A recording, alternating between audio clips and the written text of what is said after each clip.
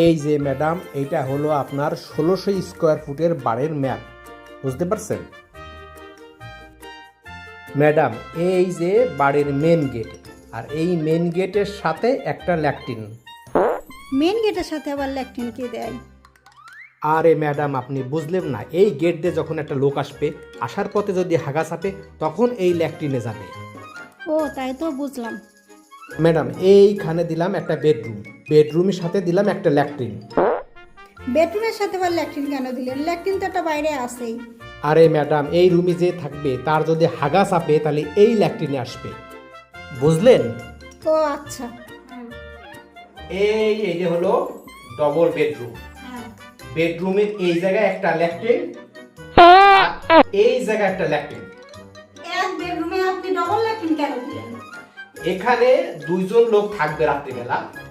এখন দুইজন লোকে যদি একসাথে হাগা লাগে, একজন এই জায়গায় যাবে আর একজন এই জায়গায় যাবে। বুঝলেন? হ্যাঁ বুঝলাম। এই যে সোজা সুজি, এটা হলো কিচেন।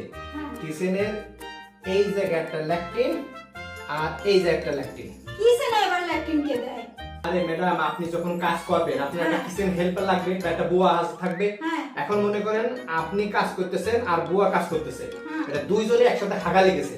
হাগা লাগলে আপনি যাবেন এই টয়লেটে, এই ল্যাট্রিনে, আর সে যাবে এই ল্যাট্রিনে। আচ্ছা বুঝলাম। কিচেন তো হয়ে গেল। হ্যাঁ এই বেডটা হলো, এইটা হলো ড্রয়িং রুম। ড্রয়িং রুমে এইটা হলো সোফা। আর এখানে একটা ল্যাট্রিন, এখানে একটা ল্যাট্রিন, আর এখানে একটা ল্যাট্রিন। ড্রয়িং রুমে আবার ল্যাট্রিন কিসের জন্য?